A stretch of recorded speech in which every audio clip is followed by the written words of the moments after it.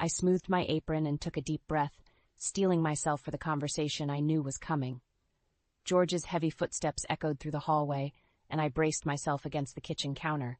"Tara, honey?" His voice was tentative, almost sheepish. "We need to talk." I turned, forcing a smile. "What is it, George?" He stepped into the kitchen, a familiar figure hovering behind him. My stomach dropped as I recognized Adrian, George's brother, the last person I wanted to see darkening our doorstep. "Look who showed up!"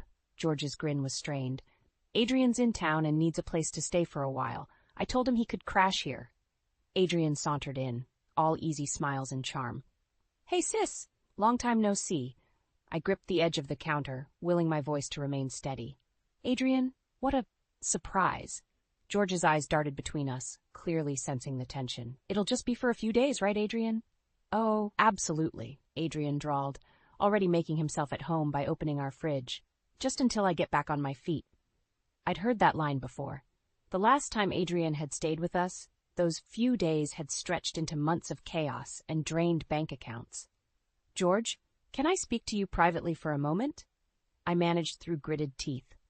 We stepped into the hallway and I hissed, "What were you thinking?" "You know how I feel about Adrian staying here." George ran a hand through his thinning hair. I know, but he's family, Tara. We can't just turn him away." "Can't we?" I crossed my arms. "After everything that happened last time?" Before George could respond, a small voice piped up from the stairs. "Dad, who's that man in the kitchen?" We both turned to see our son, Ethan, peering down at us with wide eyes. George's face softened. "That's your Uncle Adrian, buddy. He's going to be staying with us for a little while." Ethan's brow furrowed. "Is that why you and Mom are fighting?" "We're not fighting, sweetie," I said quickly, shooting George a pointed look. "We're just discussing things. Why don't you go say hello to your uncle?" As Ethan padded into the kitchen, I turned back to George. "This isn't over. We need to set some ground rules." George nodded, looking relieved to postpone the argument. We rejoined the others in the kitchen, where Adrian was regaling Ethan with some far-fetched tale. "And that's how I wrestled an alligator in Florida," Adrian finished with a flourish. Ethan's eyes were as big as saucers. "Wow, Uncle Adrian, you're so cool." I felt a pang of worry. Adrian had always been able to charm Ethan, and I feared the influence he might have on our impressionable son. "All right, Ethan," I said, perhaps a bit too sharply. "Time to get ready for bed. Say goodnight to everyone." As Ethan trudged upstairs, Adrian turned to us with that infuriating grin. "So, where am I bunking?" George glanced at me nervously.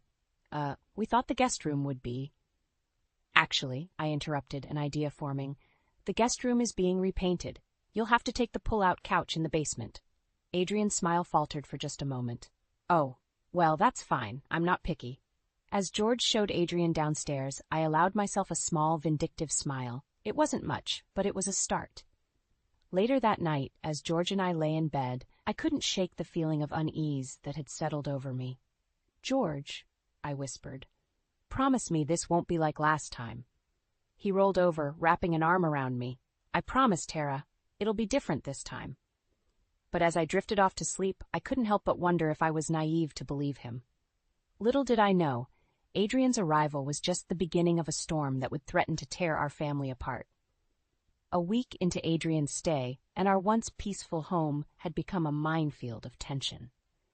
I stood at the kitchen sink, scrubbing dishes with more force than necessary, when George stumbled in, bleary-eyed and reeking of cigarette smoke. "Morning, honey," he mumbled, reaching for the coffee pot. I bit back a sharp retort. "It's 2 p.m, George. Where have you been?" He shrugged, avoiding my gaze. "Just catching up with Adrian. Lost track of time." "Lost track of time?" I echoed, disbelief coloring my voice. "You missed Ethan's soccer game. He was crushed when you didn't show up." George's face fell. "Oh, God, I completely forgot. Is he?" "He's in his room," I cut him off, probably still crying.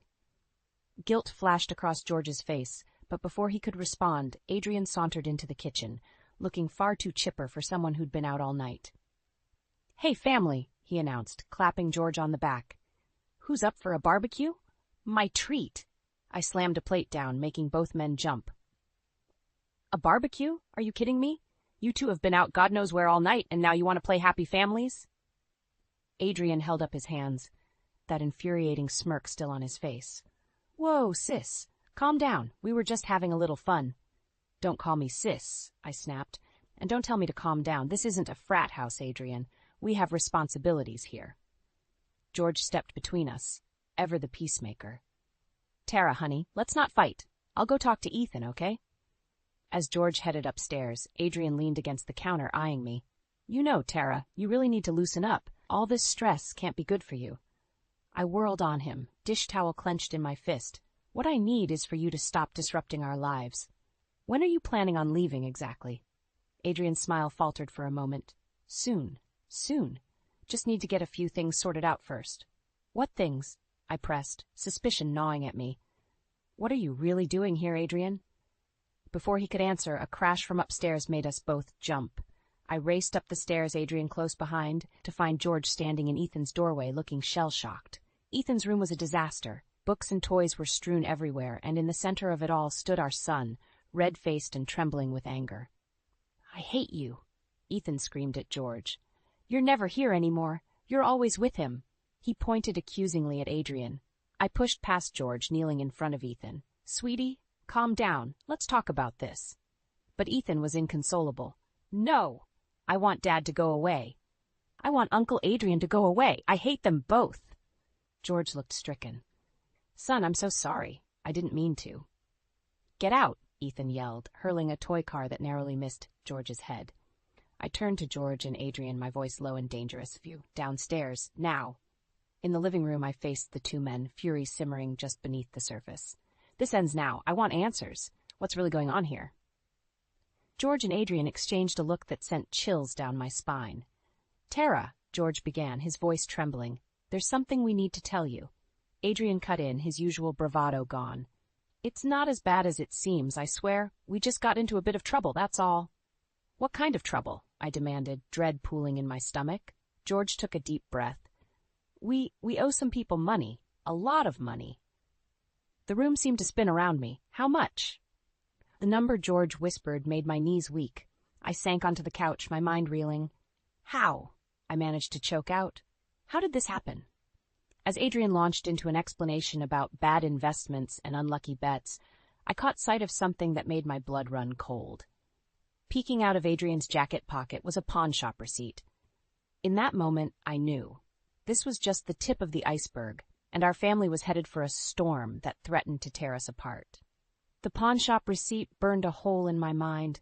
I couldn't shake the feeling that George and Adrian were hiding something far worse than they'd admitted. Over the next few days, I kept my eyes and ears open, determined to uncover the truth. It was a quiet Tuesday afternoon when I first noticed the hushed phone calls. George's voice drifted from his study, tense and urgent. "We need more time," he hissed. "Just a few more days. I swear we'll have it." I crept closer to the door, straining to hear. "No, don't do that," George pleaded. "We'll figure something out. Adrian's working on it." My heart raced. Who was he talking to? What did Adrian have to do with it? The conversation ended abruptly, and I barely had time to retreat before George emerged, looking haggard and pale. "Everything okay?" I asked, trying to keep my voice casual. He jumped, startled. "Oh, Tara. Yeah, just work stuff. Nothing to worry about." But the tremor in his hands told a different story. That night, I lay awake, listening to George toss and turn beside me. Around midnight, his phone buzzed. He slipped out of bed thinking I was asleep and crept downstairs. I followed, silent as a shadow, and watched from the top of the stairs as he met Adrian in the kitchen. "We're running out of time," George whispered urgently. "They're getting impatient." Adrian ran a hand through his hair. I know, but I've got a plan. There's this guy I know. He can get us the money." But what?" George pressed. Adrian hesitated. "It's not exactly legal, George. We'd be taking a big risk." My blood ran cold. What had they gotten themselves into? George paced the kitchen. "I don't know, Adrian. If we get caught—" "We won't," Adrian assured him. "Trust me, brother, it's our only way out of this mess." I'd heard enough. I stepped into the kitchen, making both men jump. "What mess?" I demanded, "and don't you dare lie to me again." George's face crumpled. "Tara, But Adrian cut him off. "It's nothing for you to worry about, sis. Just a little financial hiccup. We've got it under control." I rounded on him, fury rising. Don't patronize me, Adrian. I heard enough to know you're in serious trouble. What have you done? The brothers exchanged a look of panic. Tara, please, George begged. We can't talk about this now. It's complicated. Complicated? I laughed bitterly. You're discussing illegal activities in our kitchen at midnight. I think I deserve some answers. Adrian stepped forward, his charm cranked up to maximum. Look, Tara, I know this seems bad, but I promise you, we're handling it. Just give us a little more time. I shook my head, disgusted. Time for what? To drag George deeper into whatever hole you've dug? To risk our family's future on one of your schemes? George reached for me, but I pulled away. Don't touch me. I want the truth now. All of it. The silence stretched between us, thick with tension. Finally, George spoke, his voice barely above a whisper. We owe money to some dangerous people, Tara. A lot of money, and if we don't pay soon... He trailed off, but the implication was clear. I felt the ground shift beneath my feet. How much? When George named the figure, I thought I might faint. How? I gasped. How is that even possible? Adrian stepped in. It started small, just a few bets here and there, but then we tried to win it back, and things escalated. I turned to George, tears stinging my eyes. You promised me you'd stopped gambling. You swore to me, George. He couldn't meet my gaze. I'm sorry, Tara. I never meant for it to go this far. As the full weight of their deception crashed over me, a horrible thought occurred to me. The pawn shop receipt, I said slowly. What did you sell? The guilty look that passed between them confirmed my worst fears. What did you sell? I repeated, my voice rising. George's answer shattered what was left of my world. Your grandmother's jewelry collection. In that moment, I knew our family would never be the same again. The revelation about my grandmother's jewelry was the final straw. The next morning, I confronted George in the kitchen, my voice trembling with barely contained rage. I want Adrian out of this house. Today. George's eyes widened. Tara, please. We can't just throw him out. He's family. Family? I spat. Family doesn't steal from each other. Family doesn't lie and gamble away our future. Adrian chose that moment to saunter in, oblivious to the tension. Morning, folks. What's for breakfast? I whirled on him. Nothing. Pack your bags. You're leaving. Adrian's smirk faltered. Come on, sis. Don't be like that. Don't call me sis, I shouted, my control finally snapping. You've worn out your welcome. Get out. George stepped between us. Tara, calm down. We can work this out. Work what out? Ethan's small voice came from the doorway. We all froze, realizing he'd heard everything. I took a deep breath, trying to steady myself. Ethan, honey, go back to your room. Mom and Dad need to talk. But Ethan stood his ground, his eyes darting between us. Are you fighting because of Uncle Adrian? The silence that followed was deafening. George knelt down, reaching for Ethan. Son, it's complicated, grown-up stuff. Ethan jerked away. Stop treating me like a baby. I know something's wrong. You're always arguing, and Dad's never home anymore. My heart broke seeing the pain in my son's eyes. I shot a venomous glare at George and Adrian. See what you've done? Your selfish actions are tearing this family apart. George looked stricken. Ethan, I'm so sorry. I never meant for any of this to happen. Adrian, for once, seemed at a loss for words. I made a decision then and there. Ethan, go pack a bag. We're going to stay with Grandma for a while. What? George exclaimed. Tara, you can't just leave. I stood my ground. Watch me. I won't let you two drag us down with you. Ethan and I are leaving until you sort out this mess. As Ethan ran upstairs, George grabbed my arm. Please, don't do this. We can fix this together. I yanked my arm away. Fix it? How, George? By selling more of our belongings? By getting involved in something illegal? Adrian stepped forward. Tara, listen. I have a plan that could solve everything. No, I cut him off. I don't want to hear any more of your plans. They're what got us into this mess in the first place. George's face crumpled. What about our marriage, our family? I felt a twinge of guilt, but steeled myself. You should have thought about that before you lied to me, before you gambled away our savings and pawned my grandmother's jewelry. Ethan came back downstairs, dragging his backpack. His eyes were red-rimmed, but he looked determined. I took his hand. Come on, sweetie, let's go. As we headed for the door, George made one last plea. Tara, please, don't leave. I love you. I paused, my hand on the doorknob. Without turning around, I said, if you love us, you'll fix this, and when you do, maybe we can talk about coming home. With that, I walked out, Ethan's small hand in mine. As we drove away, I caught a glimpse of George and Adrian in the rearview mirror, standing in the doorway looking lost. My heart ached, but I knew I was doing the right thing. This separation might be the wake-up call George needed to break free from Adrian's influence and make things right. As we pulled up to my mother's house, Ethan looked up at me. "Mom, are we going to be okay?" I squeezed his hand, forcing a smile. "We will be, sweetie. We will be." But as I knocked on my mother's door, I couldn't shake the feeling that this was just the beginning of a long and painful journey. Whatever came next, I knew our family would never be the same again. 2 weeks at my mother's house had done little to soothe the ache in my heart. Ethan was withdrawn, spending most of his time glued to his video games. I'd barely spoken to George, aside from terse text messages about bills and Ethan's school schedule. It was a crisp autumn evening when I decided to swing by our house to pick up some more clothes for Ethan. As I pulled into the driveway, I noticed something odd. My car was missing. Heart racing, I fumbled for my keys and burst through the front door.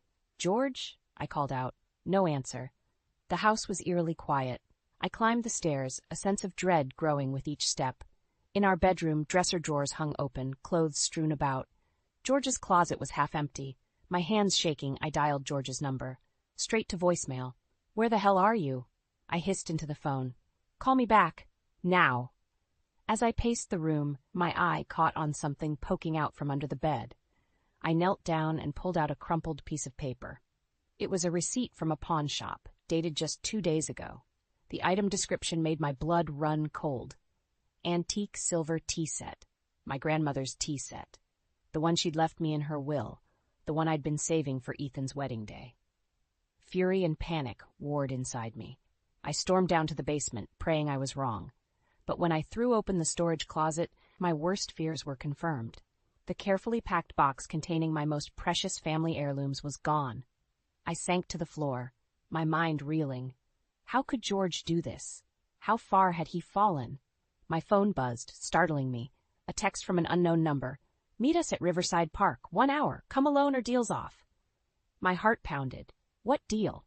What had George and Adrian gotten themselves into?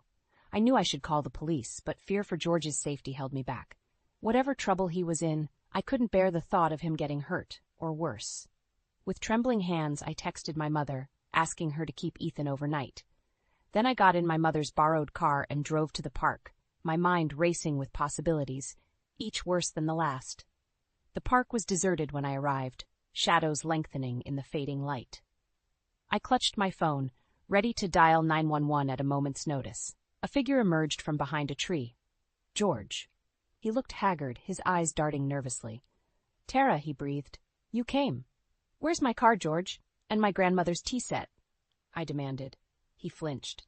"I'm so sorry. We needed the money, but it's going to be okay now. Adrian's got a plan." "A plan?" I cut him off. "Like all his other brilliant plans that got us into this mess?"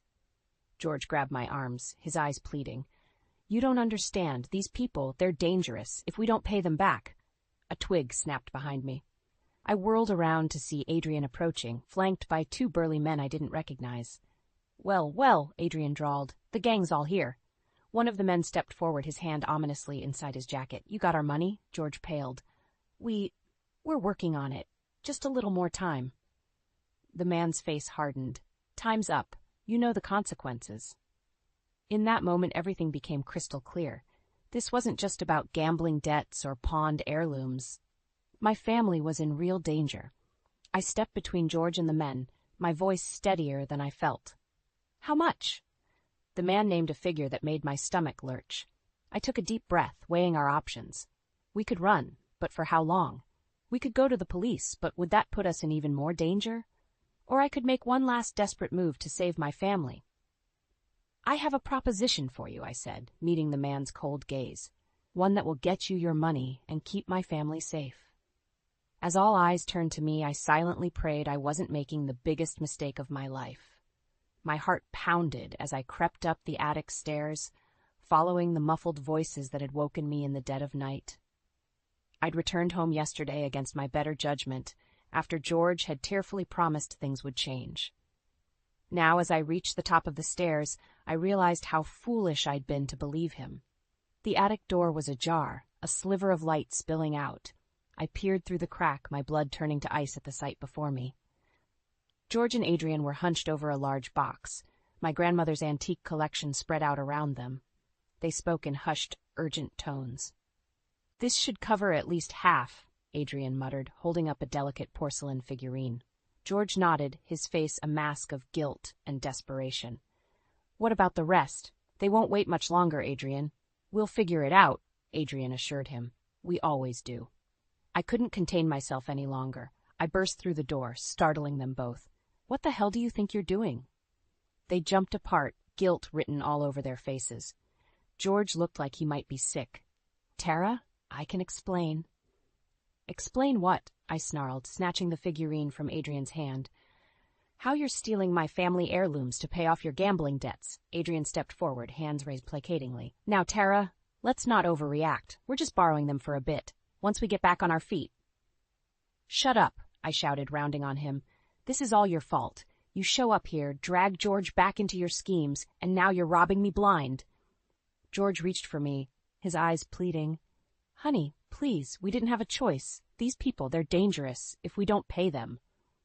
"So this is your solution?"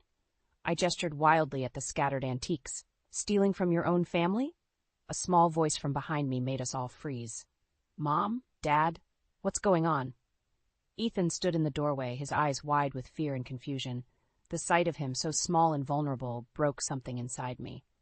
I turned back to George and Adrian, my voice low and dangerous. "You have until morning to get these things back where they belong, and then you're both leaving, for good." George blanched.